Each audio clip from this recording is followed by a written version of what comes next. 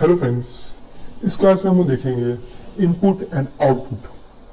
तो ये थोड़ा सा समझते हैं इनपुट और आउटपुट कैसे देते हैं। ठीक है, you will learn to use scanf के बारे में पढ़ेंगे और प्रिंटएफ के बारे में पढ़ेंगे कि क्यों ऐसे स्कैनएफ यूज करते हैं, प्रिंटएफ क्यों यूज करते हैं, कब यूज किया जाता है, क्या चीज के लिए, ऐसे कुछ के लिए पढ़ेंगे डिटेल्स में। ये थ्योरेटिकल क्लास रहेगा और स्कैनएफ प्रिंटएफ का आपको पता ही है कैसे यूज करना है। वैसे तो you will learn to use scanf function to take input. Scanf function को क्यों यूज किया जाता है? टेक इनपुट के लिए फ्रॉम ए यूजर से इनपुट को टेक करने के लिए स्कैनएफ को यूज किया जाता है। और प्रिंटर का यूज किया जाता है display output to the user. ठीक है, स्कैनएफ का काम क्या है? इनपुट लेना। प्रिंटर का काम है आउटपुट लेना। ये input scanf, output printf. Printf is one of the main output function. The function send the formatted output to the screen. समझे कुछ जो जी मैंने बताया? थोड़ा सा एग्जाम्पल में समझते हैं इसके आगे का। लाइक यहाँ पे अब हम लोग देखते हैं सी इनपुट आउटपुट फॉर्मेटेड के बारे में देखते हैं। Formatted function scanf and printf, वही चीज दोबारा मैंने लिख दिया। This function input data from standard input stream बोलते हैं and output data to standard output stream।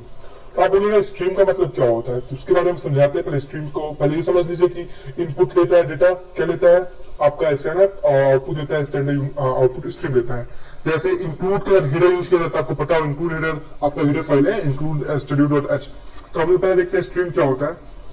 यहाँ पे स्ट्रीम ज्यादा कुछ नहीं होता है, पहले हम लोग स्ट्रीम देख लेते हैं, ज्यादा समझ में आपको आएगा।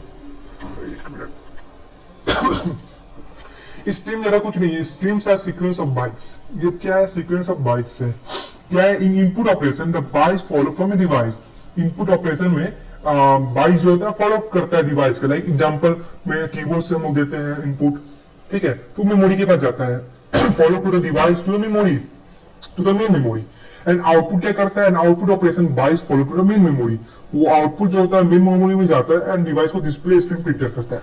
लाइक डिस्प्ले करता है स्क्रीन को। मान के चले कीबोर्ड से हम लोग कुछ चीज टाइप किए, कुछ इनपुट डाले, तो वो मेन मेमोरी के पास जाता है। फिर आउटपुट ऑपरेशन में बाइट्स जो होता है फॉलो करता है मेन मेमोरी से डिवाइस में। Like example display the screen करता है आप लोग आउटपुट। ये इनपुट फंक्शन है या आउटपुट फंक्शन है, उसी को हम लोग स्ट्रीम बोलते हैं। ठीक है, बाइट का सीक्वेंस को फॉलो करता है। Streams are sequence of bytes, याद रखिएगा।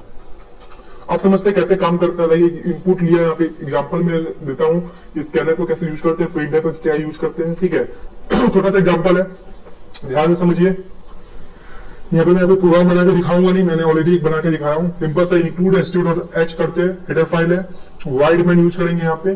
ठीक है, गेट सी का स्पेलिंग कैपिटल है तो माफ कर दीजिए, इसको स्मॉल यूज करना था गेट सी को। अच्छा कोई बात नहीं। तो वाइड मैन यूज करने के लिए प्रिंटर पर कैसे यूज किए हैं? प्रिंटर पर यूज किए हैं, क्या चीज के लिए प्रिंटर यूज करते हैं? यहाँ पे मैंने बताया ना आपको। यहाँ पे print of function display output the user. तो प्रिंट एफ क्या करेगा? डिस्प्ले करेगा आउटपुट द यूजर के लिए। तो प्रिंटर पे सी प्रोग्रामिंग की है, तो आउटपुट क्या दिखाया? सी प्रोग्राम दिखाया है।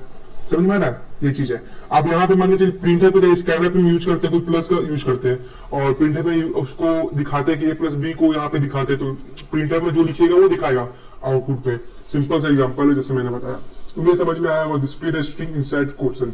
इसके अंदर जो भी स्ट्रिंग के अंदर जो भी क्वेश्चन के अंदर होगा वो डिस्प्ले दिखाएगा प्रिंटर पे, मतलब आउटपुट दिखाएगा। ये सिंपल सा मैंने एक एग्जांपल बताया। बहुत सारे एग्जांपल है, मैंने ऑलरेडी कितना चीज बता ही दिया, समझ लीजिएगा।